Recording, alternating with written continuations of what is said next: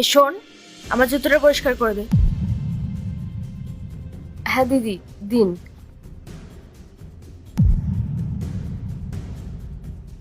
ও hello, তোর মাথা খারাপ হয়ে গেছে নাকি? তুই এসব নোংরা জিনিস দিয়ে আমার জুতোটা পরিষ্কার করছিস? এভাবে তো আরো নোংরা হয়ে যাবে। তুই এক কাজ কর, তুই ওই গামছাটা দিয়ে আমার জুতোটা পরিষ্কার কর। দিদি ক্ষমা করবেন, আমি না বুঝতে পারিনি, আমি এক্ষুনি পরিষ্কার করে দিচ্ছি।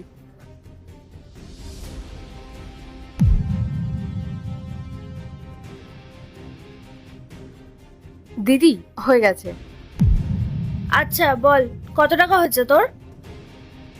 দিদি ওই 30 টাকা হয়েছে।